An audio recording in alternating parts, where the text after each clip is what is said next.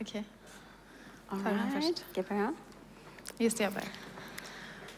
Hi everyone, we're Note design studio from Stockholm. My name is Malin. I'm a furniture designer, but I also do some interior. And my name is Ramina. I am an architect, but I work mostly with interior. And today we will be talking about emotive design and how we always work around the motto, ideas you can feel. And first we will have a short introduction of us for those of you that don't know us. And here you see our team of architects, interior designers, product designers, and graphic designers. And we work globally with clients all around the world. And we're also a mixed team. So we're both Swedish, but we also have a colleague that's Korean, from Hong Kong, from Finland, from Italy, and Slovakia. We are based in Stockholm and Copenhagen. Note is a forward-thinking design studio with a potent collective spirit. We are multidisciplinary, so we work within multiple fields, including architecture, interior design, product design, graphic design, art direction, and strategy.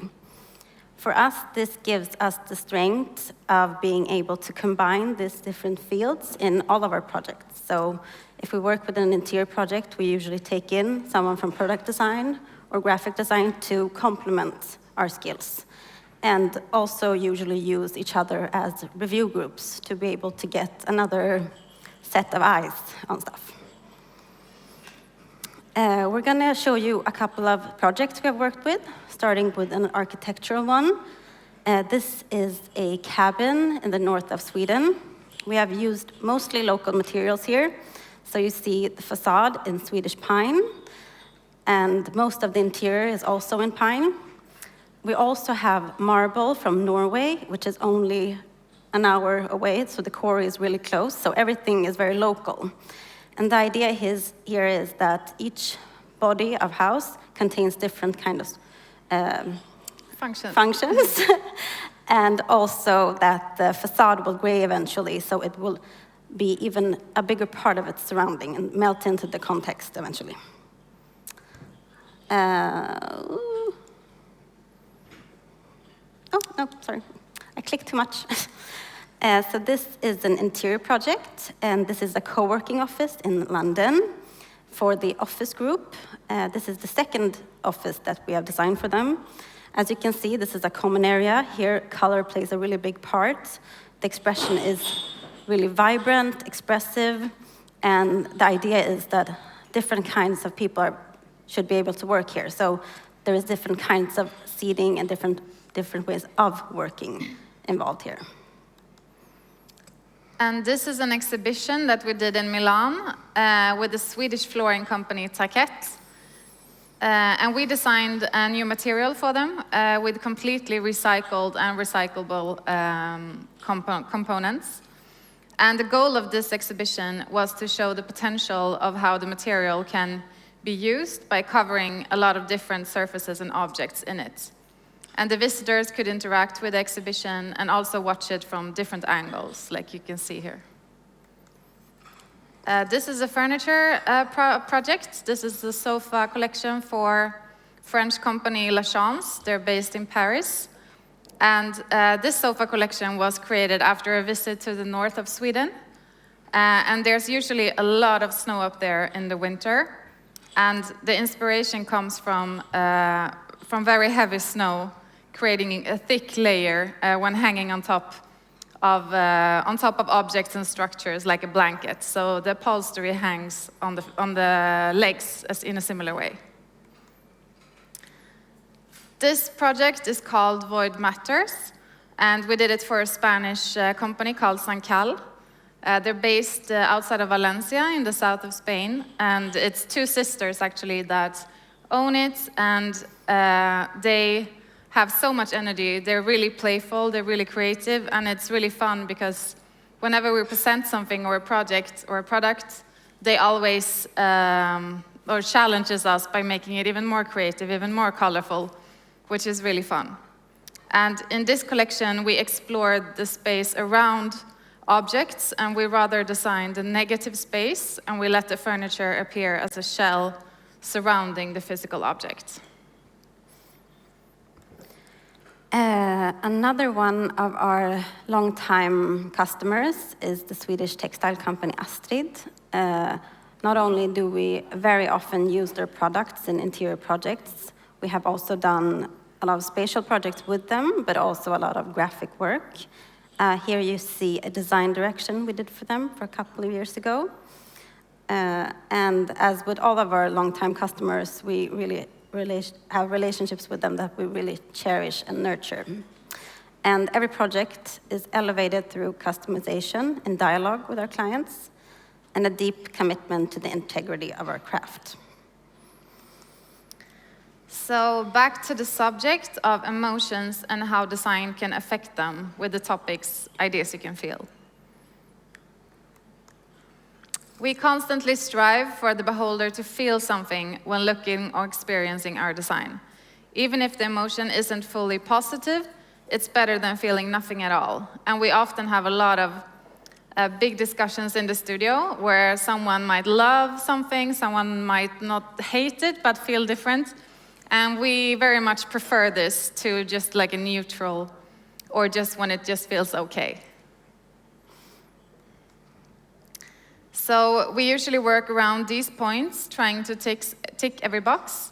So we ask ourselves, does it engage the senses, evoke genuine emotions, stimulate meaningful dialogue, and create interactions with our surroundings? And the answer to all these should be yes.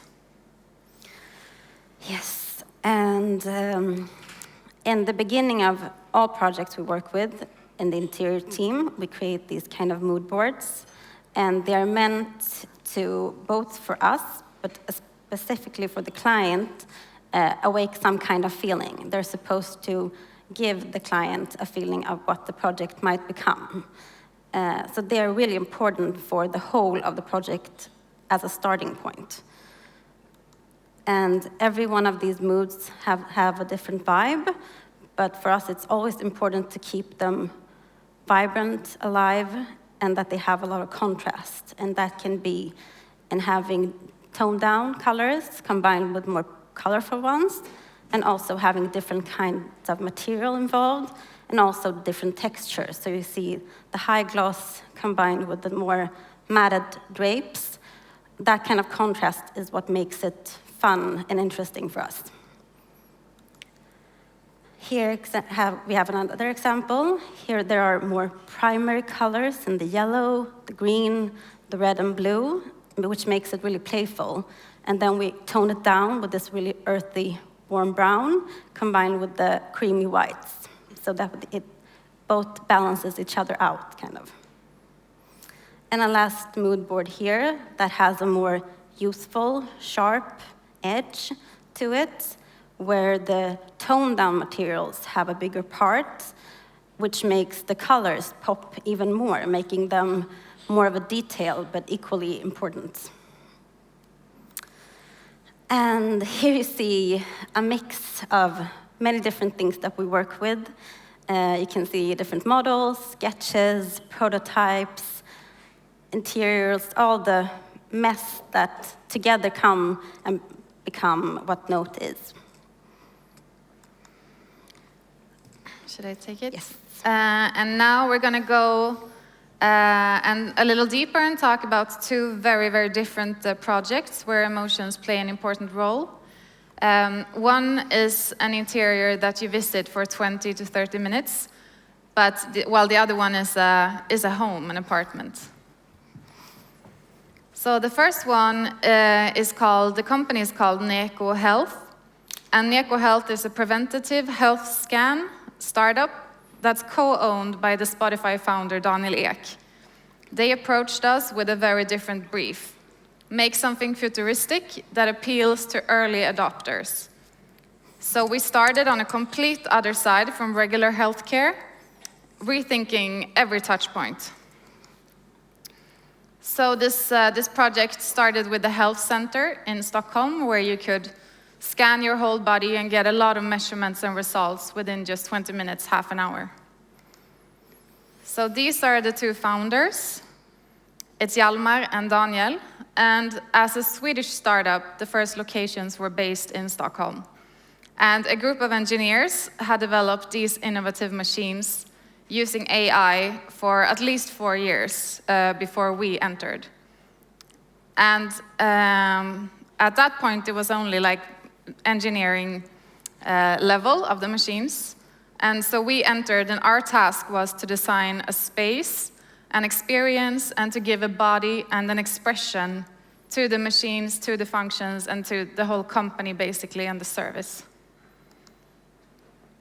So I'm a big sci-fi fan, and we started diving very deep into our sci-fi fantasies, gathering references within lighting, materials, transparency, graphics, colors, and we consciously avoided colors and materials that we associated with hospital environments. So we tried to look for very unusual combinations to help tell a different story. And we tried to not at all limit our conceptual ideas in the beginning. Instead, we had very frequent check-ins with the clients and the founders to make sure that we were on the same page and had the same ambitions. So while going deep into tech and the hard values on one end, it was also equally important for us to make the visitors feel safe. After all, it is a medical examination, and it needs to also be trustworthy. So we looked for soft colors and materials to balance. We also worked with aesthetic hierarchy, where the whole space in the end had a very monocolor to put emphasis on these machines and to let them really be the heroes. So like Ramina said, we work very multidisciplinary. And in this team, we were both product designers and interior architects. And we worked very much combined, like without limits or without borders. So here you see one of the two big machines that the engineers had developed. And this is called the skin scanner. So it scans your body for birthmarks, and so that you can prevent finding skin cancer.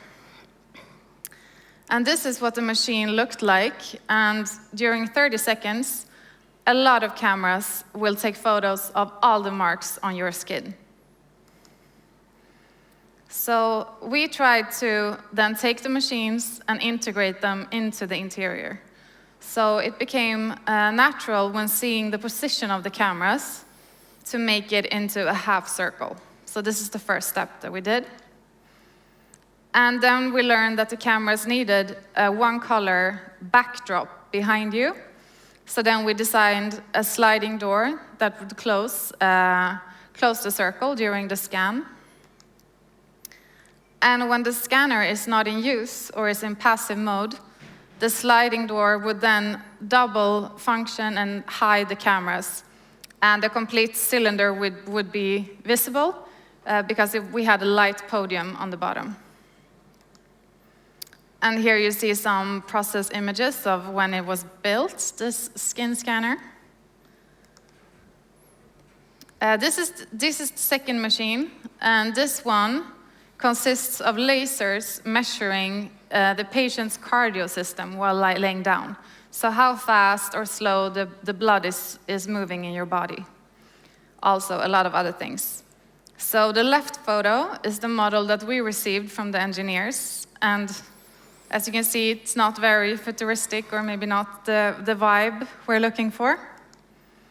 So we asked ourselves, if it doesn't have to be a hospital bed, then what could it look like? And we looked at a lot of references from many, many different environments instead, like you see on the picture here. And we landed on a rounded pill shape. It has a little bit of a similar form language to the skin scanner that is round. It's a clean shape, and it has an aluminum finish with integrated storage, a hygienic cushion, and an armrest needed for tissue measurements, as you can see on the person lying there. So this was the second machine. And the first location in Stockholm was a very small space. So we really needed to work a lot with the floor plan, since a doctor and a patient would be there simultaneously moving around. And we needed the scan to be as efficient in time and as intuitive as possible. So here you see some that we have worked with the flow, about the entrance. There needed to be a blood lab for samples, and there also needed to be a changing room and a screen where you would get the results. Here's another suggestion of the flow where you move around a center room. And here's the third option that is pretty close to what we ended up with. And the plan that we landed on is where the patient comes in almost from the street, and then you get changed into a robe and slippers before you enter the scanning room. And we tried to curate the experience so that it was really like entering into another world when you enter the scanning room. So here you see one of the first visualizations that we tried, where we were really looking for this sort of different, interesting vibe. And we talked a lot about what sort of emotions we would raise and why. And we even shared this one with the founders just to see right away if we were in the right direction. This is another conceptual visualization. And here on the left is when you enter the room. And something that we really liked was that in the end of the sight line, you had this cylinder that I talked about before, really adding this futuristic dimension that we liked. Here's another sketch with more transparent material and lights in the ceiling. And here's another one where we had a light tunnel. And the light tunnel was actually also kept in the end result. Here you see some tests, because we did a lot of renders and sketches, and also models and prototypes. And here you see some tests of colors and materials, starting on the left with more of an earthy scale or tone, and then on the right you have more crisp colors, and that's more the direction that we went for. So here you see the final color scheme for this location. It has also developed a little bit later on. So the machines are the heroes, and the monotone base is yellow-green, and it becomes like a backdrop, the hierarchy that I was talking about, where you really focus on the machines. Although quite a few colors, we still worked with a lot of like rich surfaces and textures. It's like aluminum, we had glass doors, we had high gloss floors, and also worked a lot with diffused light. And we really tried to make the visitor feel enveloped in this world and really like entering into a different universe. So here you see the end result. And this is the skin scanner on the left, where you step up on the podium and the doctor will close the door around you, and you will have a voice telling you what to do. And then you will be, your body will be scanned.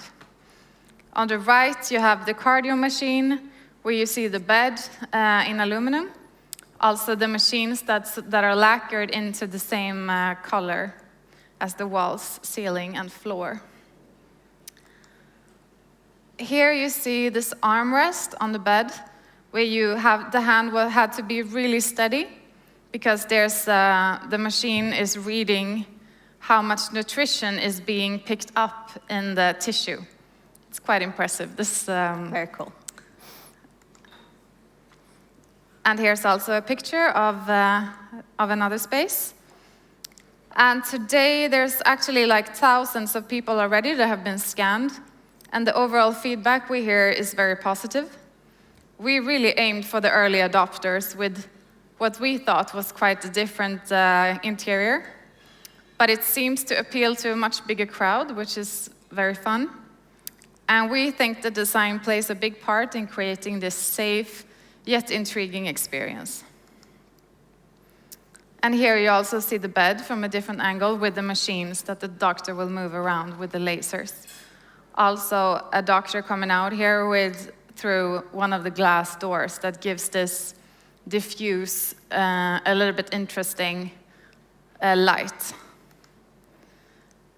And another challenge, you can say, with this project was that we designed the first space, and we have also designed a few more, but we needed to make the whole space and the machines very adaptable to translate them into other spaces in the future, because this is a service that we and them imagine that will grow a lot.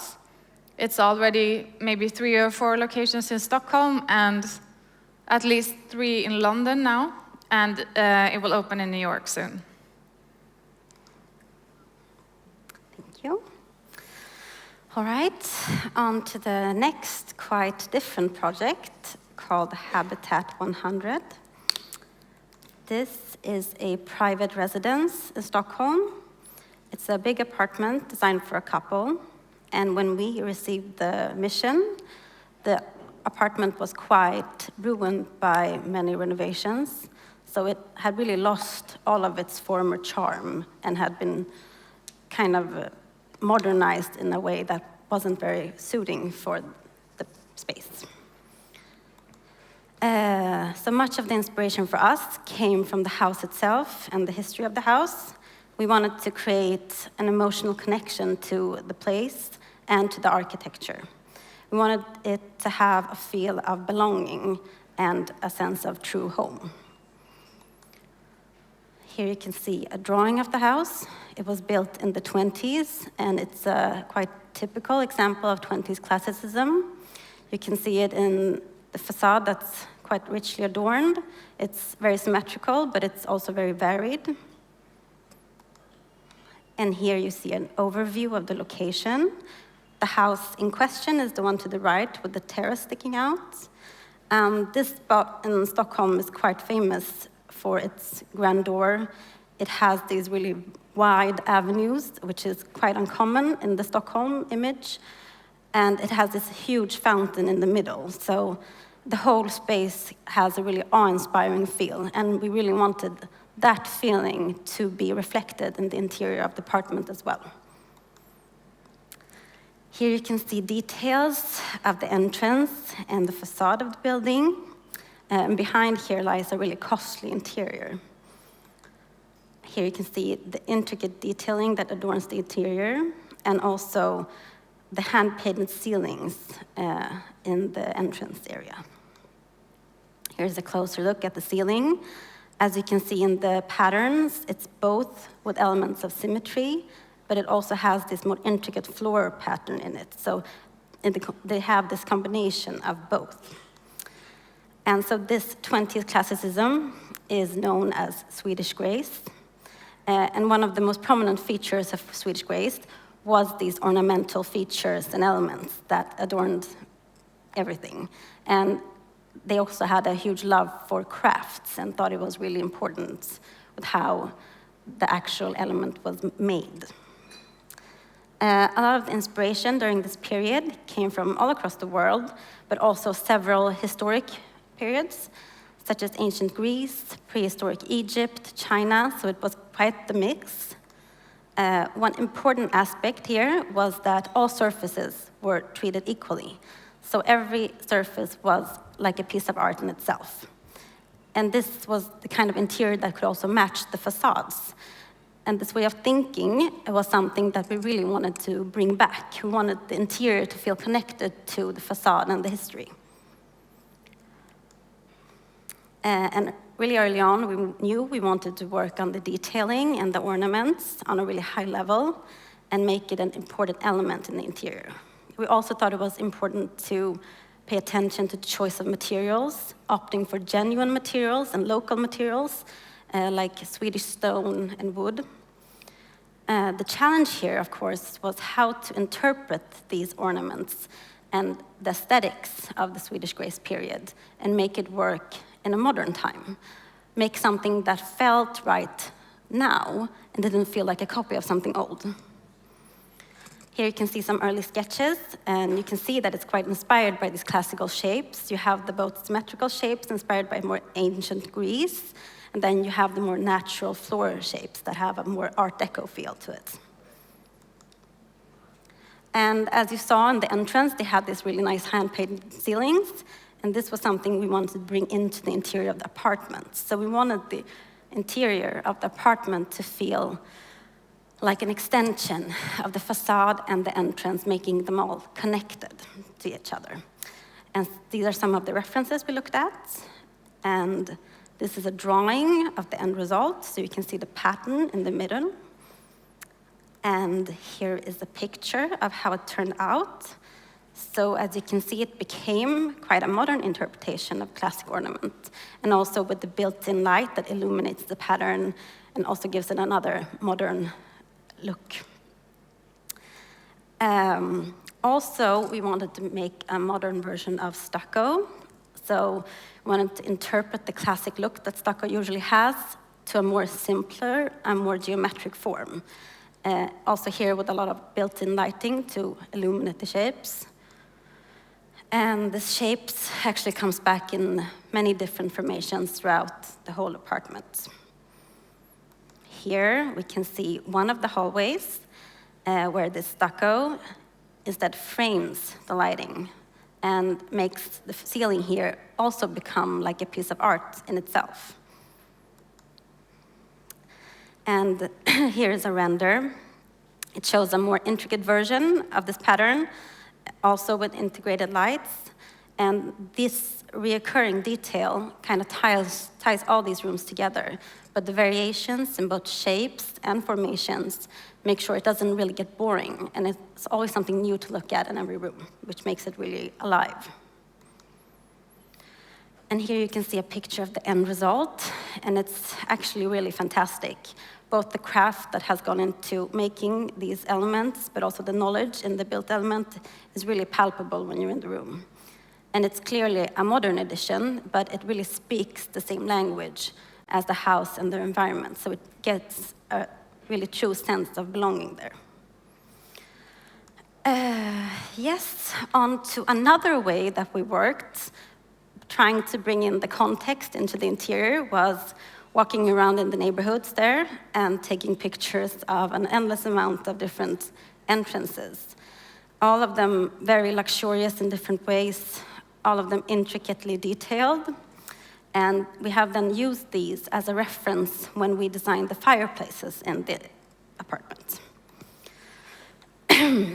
So you can see here that there are almost as many sketches as there are entrances. And this is a really simple way of bringing in the surroundings into the interiors, to find inspiration in one type of object and putting it into another, but you still keep the essence of it and keep the outside present inside. Here is a small detail of how it turned out, all built in Swedish marble. And here is the view of the whole room. And as we have mentioned a couple of times now, we are a multidisciplinary studio, which is a great asset in these kind of very special projects. In a lot of projects, we put in existing products that the product design team makes.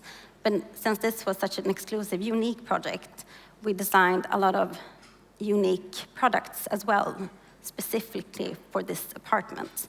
Like this nightstand table in Sottsa's veneer, which has this perfect seamless corners. It is really a result of a lot of work.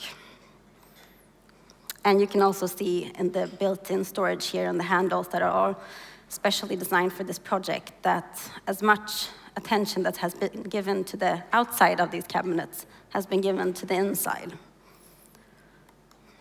And lastly, this really beautiful desk that has this chrome base and the burl veneer.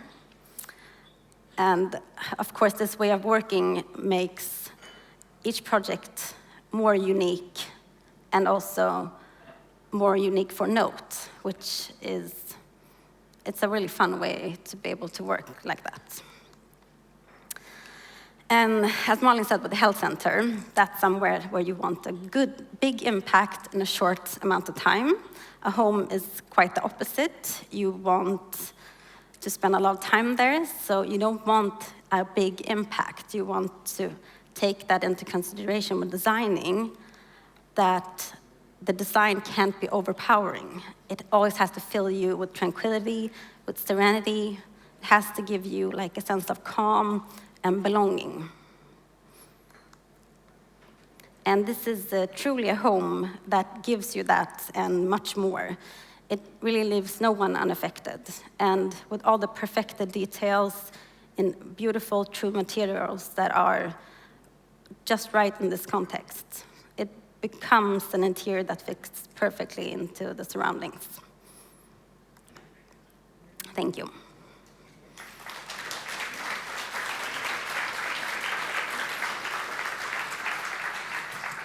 Well, thank you very much. There is one question from the hall. When pitching the client, how many concepts do you offer, or you always offer one concept, different color scheme? I would say we usually offer one concept. Yeah, but it's a little bit different. It's always a little bit easier once you worked with the client for maybe one project before, because it's really a lot about trust, but also about some clients wants to be very involved. And then we often actually just show, especially on the furniture side, we might show a super simple sketch just to get the conversation started, and then we will have more interactions. But if it's a new client, maybe we will have a bigger presentation of one. Okay, but talking about new clients, the same question as to the previous speakers. How do you choose your clients? What is the big no-no, or? I would say the clients usually come to us. Of course, there is always, we also have to decide if the client fits, and if it works in both interests. It's not always, good to say yes to everything either. But I think also we probably don't want to do, sometimes a client can reach out and they want exactly what our last project was. Yeah. So we always want to do something a little bit different, because also every client is unique. So we like when there's a little bit of a push and pull and the client can be challenged a little bit. What is your effort to get to know the client's clients? Usually when somebody comes for you for product development, they have clients. How deep do you go, or you? Are the users, like the end users? Yes. Sometimes the end user is also the client, and sometimes we are the end user also. So it differs. I mean, since you as a product team usually have people from the office as a review group, it kind of becomes like we keep designing for ourselves. And it's quite important for us what we think, that we have to like what we have designed as a team. And it's actually really good to have, if I'm doing a share for restaurants, and Ramina has been working on a restaurant, then she's the perfect person to test my ideas on. Because you will ask all the questions that maybe I haven't thought of. Okay, but in the case of those medical devices, have you tested them? Yeah, I've done the scan twice. I've also done the scan. and the blood flow is? Look good. They were fine, luckily. On your way here, you obviously, when you travel, you get to know a lot of design, or you get in touch with a lot of design. What has been so far on your way here the best kind of what you noticed that is well designed? In Tallinn? From your home to that stage. Oh, that's a very good question. We barely have had time to see anything, but I would say that the old time is really charming. Yeah. It has a lot of these colors that are classic for these kind of old buildings, and it's really, I've said it a couple of times too, that the light is so beautiful, it's so happy. It's very nice. Kas meil on saalist küsimusi? Meil on siin päike näos, üleliia hästi näha. Nii, kes soovib küsida saalist, neid, andke käega märku. Oh, there's one here. Okay, is the concept born on the basis of the client's references? One more time. Is the concept born on the basis of the client's references? Probably a continuous. Like if you propose, with references. Is that what we mean? I think that's the challenge, to not only design for someone who has exactly maybe the same style as you, but to really work with we work with a lot of different clients, also from different countries. So I think that's really the challenge, to also understand what will work for them. What can they sell? What can they, so that it's not just our style. It should be like a mix. Okay. If the owner of this club would have approached you, what would have been on a mood board? Wow, it's a powerful building for sure. Yeah. So it has a huge potential to become even better. It used to be a cinema. Yeah, we Yeah. So heard. you're on the screen. Yeah. True. Okei, kas on saalist olnud mõni küsimus veel? Vaatan, kas siia taskusse on ka mõni küsimus tulnud, aga...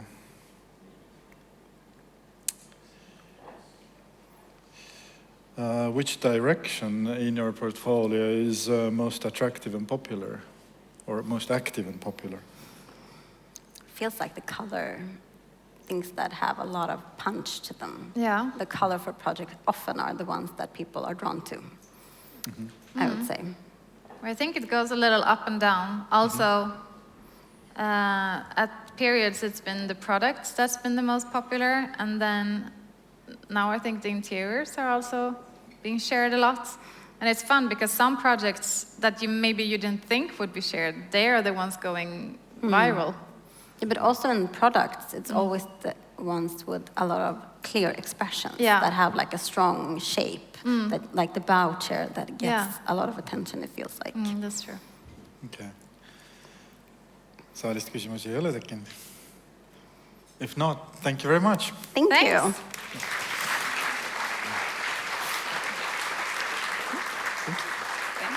Oh, thank you.